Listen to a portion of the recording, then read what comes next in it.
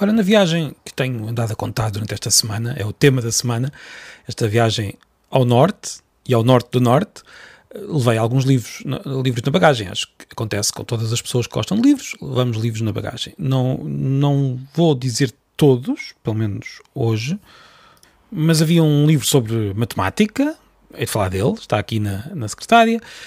Havia um livro do Mário de Carvalho, de contos, que li um pouco, um livro de contos, não é preciso ler tudo do princípio ao fim, mas li um pouco. Mas também há, além dos livros que levamos na bagagem, os livros que encontramos na viagem. As viagens também se fazem dos livros comprados e dos livros que fomos lendo aos poucos. Depois, mais tarde, quando olhamos para esses livros, lembramos-nos dessas viagens. É uma das melhores formas. Eu tenho a sensação que já disse isto num episódio, talvez já tenha dito, não sei. Não quero repetir muito, mas a verdade é esta. É que nós olhamos para os livros que compramos e lemos num determinado sítio, e esse sítio, os cheiros, a sensação, aquelas conversas que nós estávamos a ter, tudo isso vem ao de cima ao olharmos para o livro. Ora, além de ter terminado o tal livro sobre matemática que hei de falar, acabei por algum motivo, eu estava a ler um texto qualquer, já não me consigo lembrar, apesar de ter sido agora há poucos dias, mas lembrei-me de um autor que gosto muito, chamado David Lodge, um autor de livros que, em geral, são livros com algum humor. Ele ficou conhecido por escrever romances académicos, o mais conhecido dos quais é, provavelmente, Changing Places. Ele tem uma trilogia de romances académicos muito, muito conhecida e muito, muito engraçada, que é um dos livros que... O Changing Places é um dos livros que releio muitas vezes. Não são assim tantos, para dizer a verdade, mas aquele é porque gosto de me rir. E, enfim, lembrei-me do autor, já não sei porquê, e fui procurar se havia algum livro mais recente, e o livro mais recente do autor é o terceiro volume da sua autobiografia. O terceiro volume chama-se Varying Degrees of Success, diferentes níveis de sucesso, quisermos, ou diferentes graus de sucesso. Agora não pensei em traduzir isto aqui, estou a traduzir aqui à força, espero não ter dito nenhum disparate, mas acabei por descarregar o livro. Eu sei que isto pode parecer um pouco quase um sacrilégio para algumas pessoas. Eu gosto muito mais de ler livros em papel, mas a verdade é que tenho uma daquelas maquinetas que permitem ler um livro. Se eu quiser lê-lo logo, posso comprá-lo imediatamente e lê-lo numa maquineta que, não sendo igual ao papel, imita bastante bem e permite-me, para dizer a verdade, andar com uma biblioteca atrás. Eu tinha vários livros do David Lodge se eu quisesse ali no meu bolso. Mais uma vez, eu prefiro ler em papel, e se tivesse aquele livro em papel à minha frente, teria lido em papel, mas não tinha. E estava ali isolado em Vilar de Mouros, mas queria mesmo começar a ler. Eu já tinha lido os 2 volumes anteriores da autobiografia, ou melhor, li um deles e comecei a ler o outro, mas depois não continuei. Não gosto tanto como os romances, o que talvez seja normal.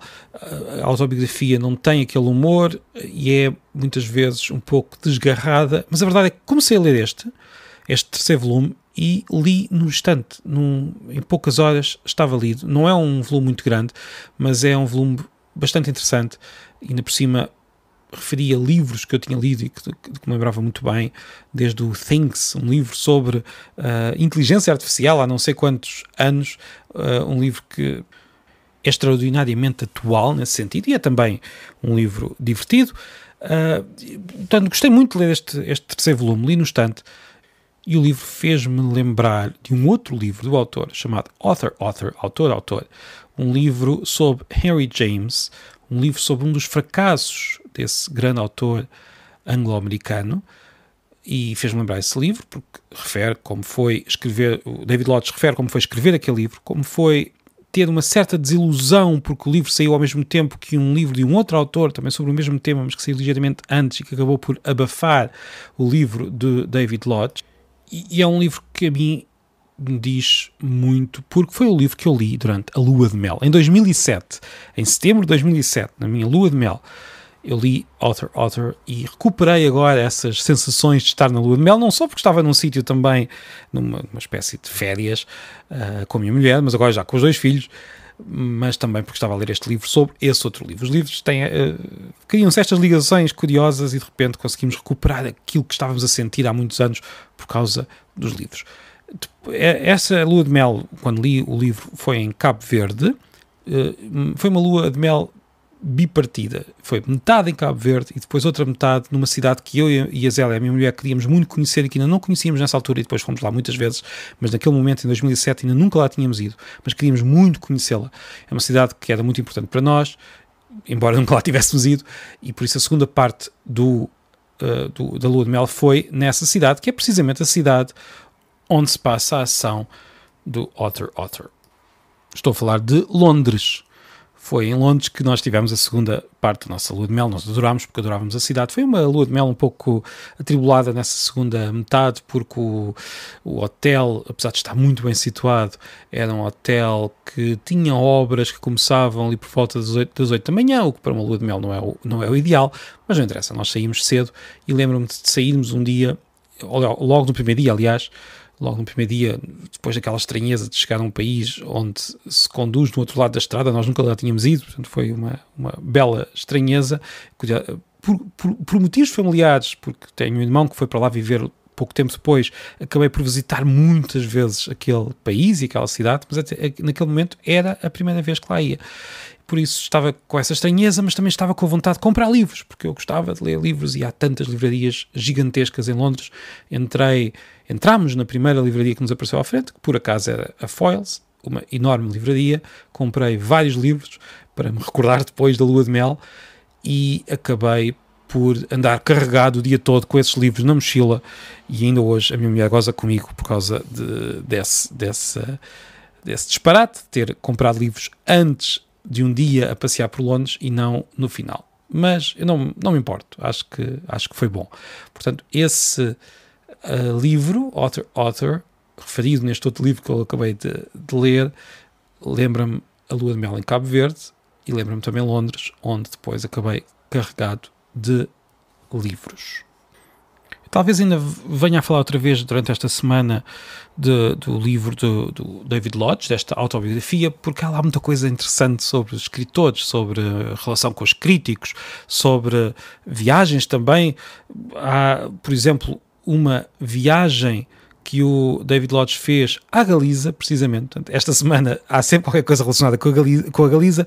Ele fez uma parte do Caminho de Santiago e depois acabou por usar essa experiência num dos seus romances, que se chama Therapy, e por isso também ele andou por ali, pelos mesmos sítios por onde nós estávamos ainda nestes dias, onde eu estava a ler a sua autobiografia. Os livros têm esta característica de se ligarem à nossa vida, e de repente nós começamos a perceber estas ligações entre livros e as nossas viagens, as nossas experiências. É também disso que se faz este podcast, e por isso neste episódio termino pedindo outra vez, acho que não tinha pedido ainda esta semana, para partilhar o podcast por quem quiser, assim também na plataforma que preferir, mas acima de tudo o pedido de hoje é partilhe este podcast e espalhe por quem quiser. Curiosamente, eu por curiosidade andei a ver onde é que o podcast já está a ser ouvido, e é sempre engraçado perceber que, além de Portugal, 72% dos ouvintes deste podcast são portugueses. Dizem-me as estatísticas do Spotify, que são aquelas a que eu tenho acesso. 72% são portugueses, mas também temos muitos ouvintes em Espanha. Eu até desconfio da região onde a maior parte destes ouvintes está. Depois temos no Reino Unido, no Brasil, nos Estados Unidos, na Holanda, e por aí fora, no Canadá, na Itália, na Suíça, na República Checa, na Colômbia, na França, na Alemanha, na Bélgica, na Ucrânia, na Roménia, na Suécia, na Rússia, em Marrocos e na Áustria. Temos ouvintes por este mundo fora, e num podcast que é muito recente. É sempre bom, é também por isso que gosto de conversar, gosto de fazer esta espécie de rádio, porque vou tendo também algumas conversas, alguns comentários, algumas reações de outros países e de outras pessoas que não estão aqui em Portugal, e claro também cá de Portugal. Enfim, é uma forma de falar de livros, de conversar sobre livros e também de conversar para lá das nossas fronteiras, que é outro dos temas desta semana. Então, até amanhã e muito obrigado.